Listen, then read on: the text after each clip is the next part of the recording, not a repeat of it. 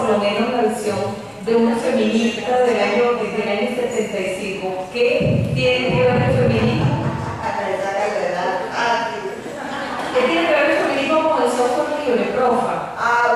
Bueno, vamos a tratar a ver qué puedo decir. Bueno, en primer lugar, lo que quiero decir es que muchas gracias por estar aquí y sobre todo por haber invitado a nosotras que somos de una generación. Bueno, imagínate, yo soy de la generación que no conocía el televisor hasta que no tuvo 12 años.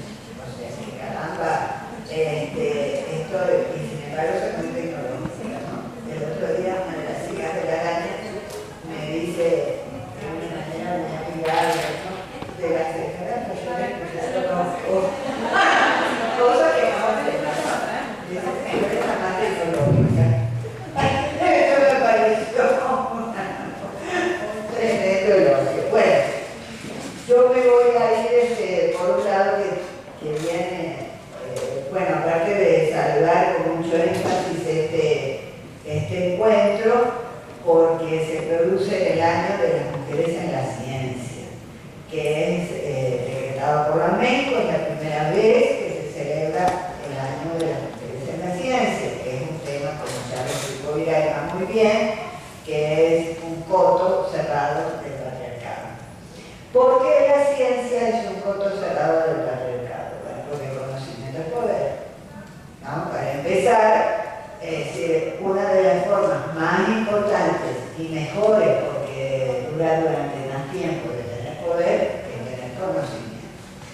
¿Y qué es lo que pasa? Bueno, desde la historia de Adán y Eva, a las mujeres nos negaron el conocimiento. Para empezar, si ustedes se saben bien la historia, saben muy bien que la humanidad está en este valle de lágrimas donde tiene que trabajar, porque Eva, que era muy levantista, quería saber, tenía curiosidad y se quiso comer la manzana de la sabiduría. Entonces, la sabiduría es una cosa que no se le debe dar a las mujeres porque eso trae muchos males a la humanidad.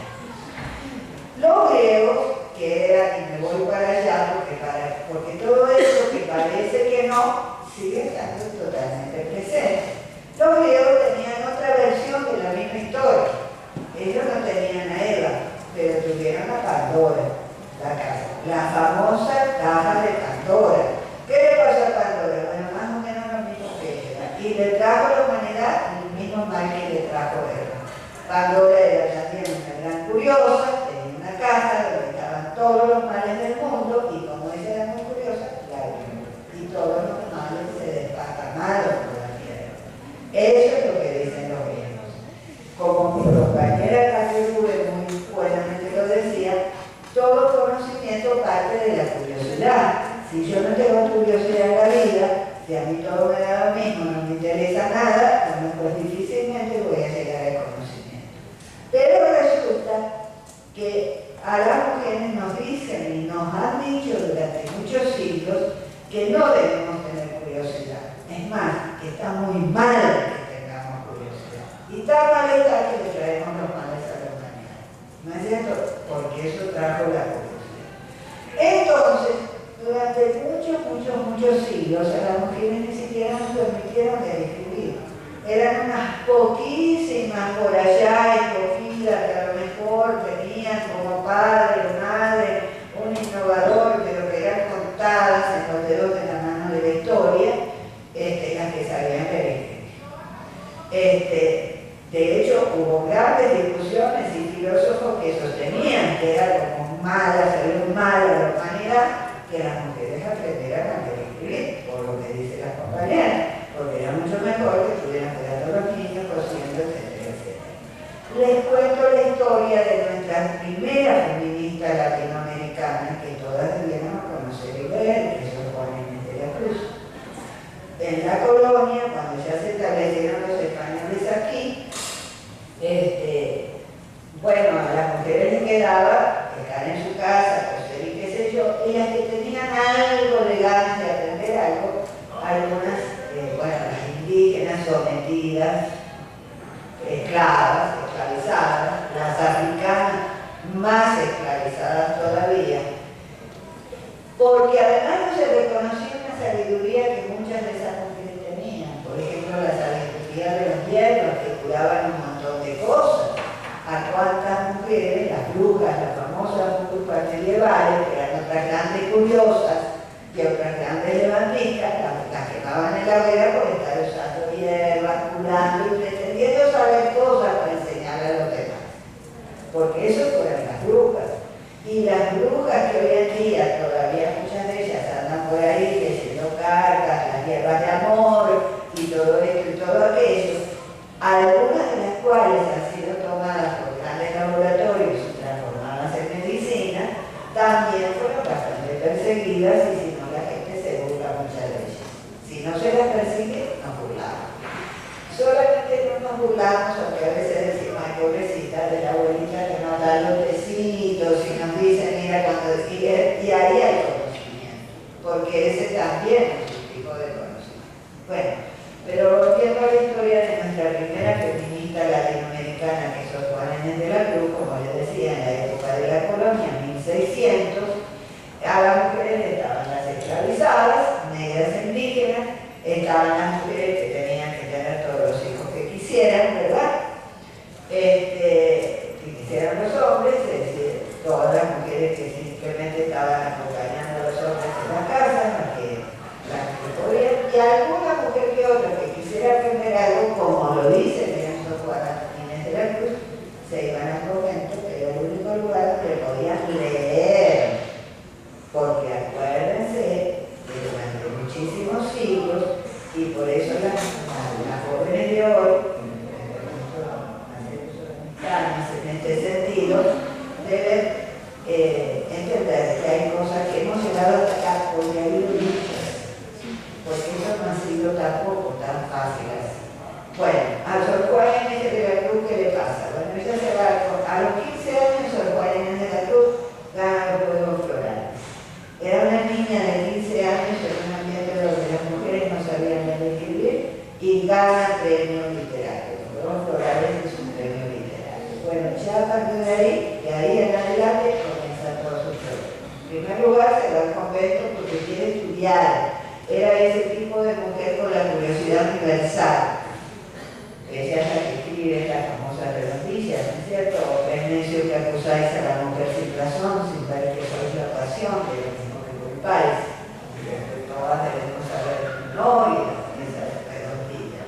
Bueno, ¿qué le pasa a Sor Juana? Bueno, que está en el convento, estudia, va a la biblioteca, qué sé yo, y el obispo dice, no, así que estudia mucho, no me conviene. Y le prohíbe entrar a la biblioteca y leer un libro por varios años. Ese es el principal castigo. Otra vez se le niega el conocimiento a la mujer. Sor Juana Inés de la Cruz le escribe una carta hermosísima, que es la carta de Sor Filotega, que se escribe con un seudónimo, donde le explica pues, la necesidad, la ambición, el deseo de sabiduría, el deseo de conocer que pueden tener las mujeres. Y resulta ser que, ¿qué le dice ella? Bueno, que como le prohibieron estudiar en los libros, le prohibieron leer y la mandaron a la cocina, ella ahora estudia química viendo bullir los alimentos y estudia cómo se combinan unos alimentos con otros y la cocina se ha transformado en su vida. ¿Ok? Creo que es un poco genial, ¿no es cierto? Genial, pero a la vez demostrativo de lo que pasa cuando las mujeres quieren lograr conocimiento y lo que pasó durante muchos siglos y por qué a las mujeres les resulta difícil abrirse paso en el campo del conocimiento, porque el conocimiento es poder. Y bueno, ustedes lo deben haber, bueno, no había hasta una novela que hace muy poco que tenía por título Los hombres las creen brutas. Es decir, eso muestra el imaginario. Rosario Castellano tiene el libro Mujer que sabe latín, o sea, saber latín significaba, bueno, tener bastante conocimientos. ¿Y qué es lo que ella plantea? Que al mundo le asusta que las mujeres tengan conocimiento. Y por eso, durante años se discutió, cónchale, hasta qué punto gran innovador Simón Rodríguez porque defendió a las mujeres una cosa que en el día nos parecería terrorífica, pero en el momento que Simón Rodríguez lo dijo, era una innovación terrible, como dice la compañera, porque nuestros libertadores, grandes libertadores eran, pero muchos de ellos también eran taxistas. Entonces, cuando se estableció la República, una discusión importante era hasta qué punto las escuelas deben haber niñas. Había miles de excusas para que no hubieran niñas, que no aprender la conducta, que de repente se ponían a mandar cartas con los novios y entonces después se ponían de acuerdo para encontrarse. En fin, o sea, los mismos padres no querían que las niñas, para que no se escribieran, imagínense la excusa, para que no se escribieran con los novios. Tremenda excusa. Muy bien.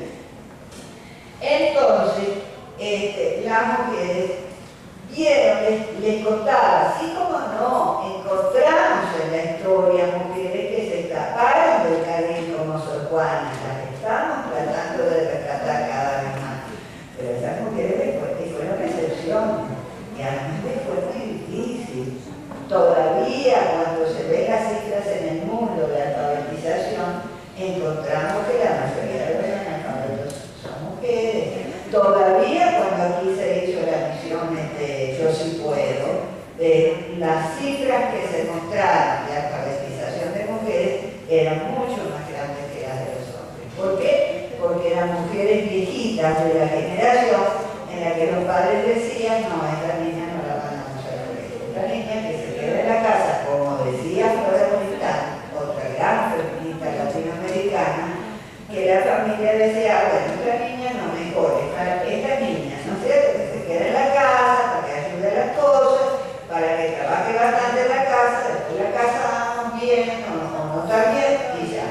Pero a los varones sí vamos a hacer el esfuerzo de mandar los estudios, ¿verdad?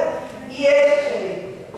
Yo me acuerdo que cuando yo estudié, ni tan lejos, cuando yo me gradué del bachillerato, perdón, de la escuela primaria, en mi casa se hizo un debate a ver si yo debía estudiar o no. Y hubo quien dijo, bueno, esta niña es mejor niña que estudie veterinaria. Ajá, gracias a Dios mi mamá no lo aceptó. Bueno, perfecto, muy bien. Entonces, para hacer un poco de historia, siglo XIX, 1800,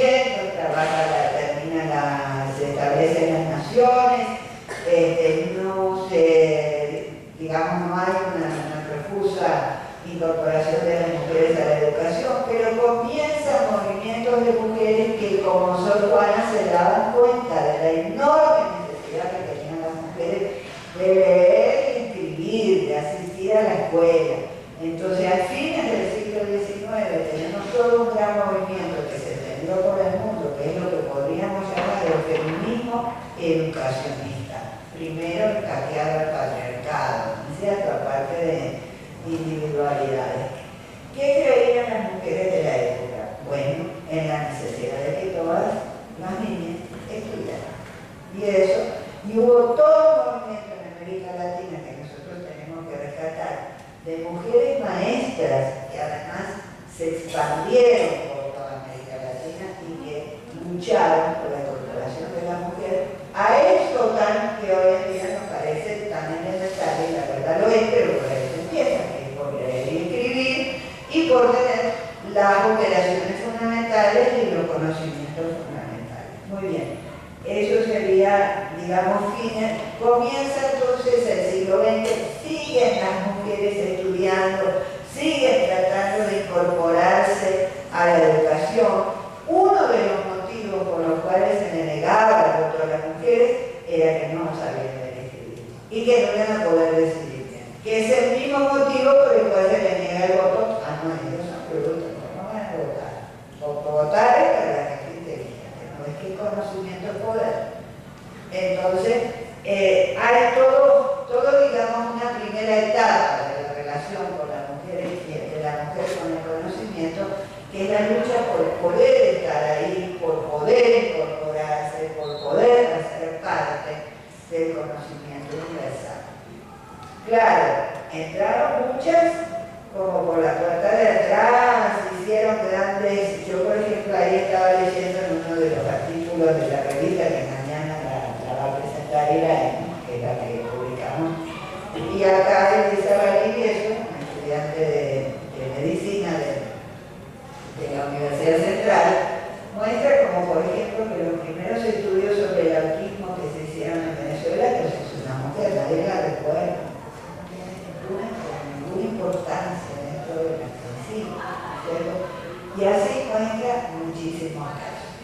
Entonces está el asunto del poder entrar a la educación, ¿no es cierto? Y entrando a la educación, las mujeres empezamos ya, digamos, teniendo la base de conocimiento en los años 70, cuando viene toda esa crítica a por qué la ciencia que además de ese conocimiento que es poder y que se usó para el mal, ¿no es cierto? Porque muchas voces se levantaron, que hoy en día con el feminismo también fue un movimiento profundamente pacifista, y los Curie formaron parte del Consejo Mundial de la Paz. ¿Y qué decía el Consejo Mundial de la Paz? ¿O sobre qué llamaba la atención? Sobre el hecho de que el conocimiento se hubiera utilizado para el desarrollo atómico, y no es para el desarrollo atómico para energía, que suficiente más lo es, sino para la bomba atómica, para la destrucción masiva. Entonces ahí se empieza a llamar la atención, ¿no es cierto? María Curie estuvo metida en este asunto, sobre cómo el conocimiento, no tampoco es conocimiento así desencarnado, el conocimiento tiene que ver con el resultado que da en la vida de los hombres y de las mujeres. ¿Ok? Y junto con todo o sea que comienza a pensarse en un conocimiento no abstracto, sino en un conocimiento situado. Y ese fue uno de los aportes que hizo el feminismo de los años 70.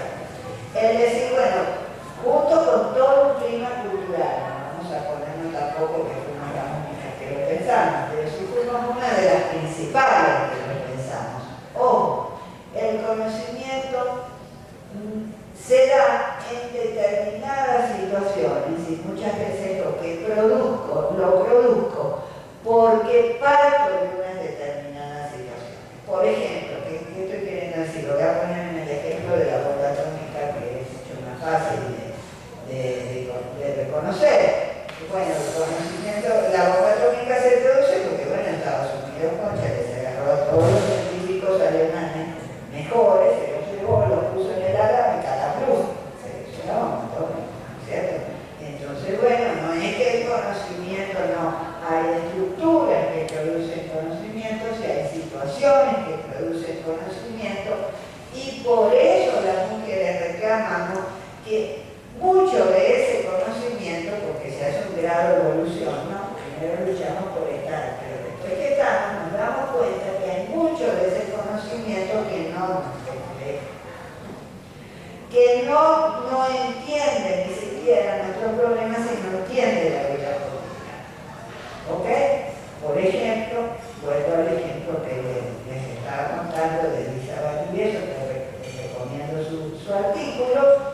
¿Qué es lo que pasa? Y eso fue lo que las feministas dijimos, ¿cierto? Por ejemplo, la medicina les enseña todavía en la Universidad Central a hacer una revisión de útero, que es una vaina dolorosa, que se debiera hacer bajo anestesia, y sin embargo todos los hospitales se enseñan a hacerlo reintegrado como sin ninguna anestesia.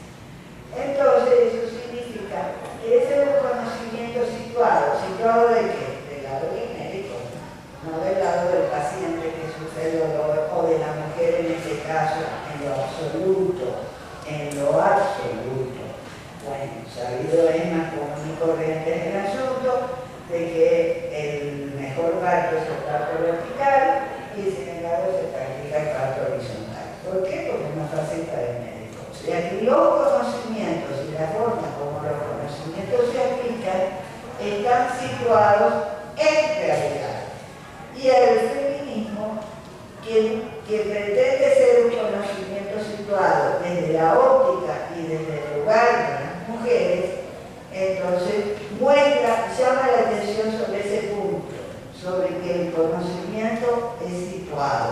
conocimiento no es abstracto. Ok, se va acumulando, se van haciendo redes, haciendo la grilla, así, más o menos.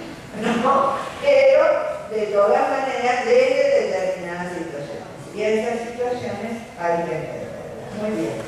Eso fue, sin embargo, además de decir eso, yo quiero reivindicar el feminismo de los años 70, porque si soy de el conocimiento situado,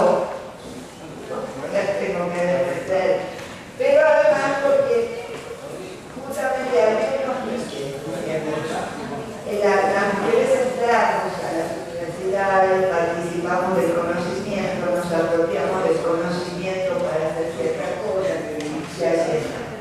Pero que descubrimos también, primero, que había lo que hoy en día ya en el siglo XXI llamamos un privilegio epistemológico.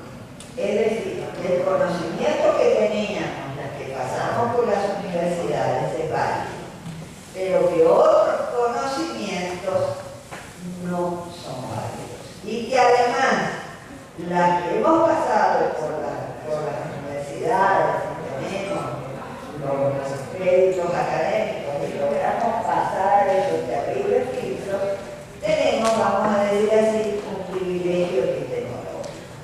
Es decir, estamos, como digamos, tenemos una situación de superioridad y hay muchas de nuestras hermanas que no lo tienen y algunas han obtenido ese privilegio epistemológico utilizando también el conocimiento como poder, contra lo cual estamos en este momento, y me parece que todas las ponencias y sobre todo las compañeras que están trabajando en la democratización del software y en el software libre están combatiendo eso que podríamos llamar el privilegio epistemológico, que es el privilegio del que sabe, del que tiene la llave de un conocimiento y vamos a decir, no la presta ni abre la puerta. ¿No es cierto? Y por eso consideramos como feministas que el software libre es tiene como paralelo, como una similitud. No sé si nos encontraremos en el camino, o no nos encontraremos, ¿no es cierto? A lo mejor sí, a lo mejor no, pero son caminos que tienen que ver porque el conocimiento y el poder que da el conocimiento tiene que democratizarse. Primero, tiene que reconocerse, ¿no es cierto?, que el conocimiento es situado.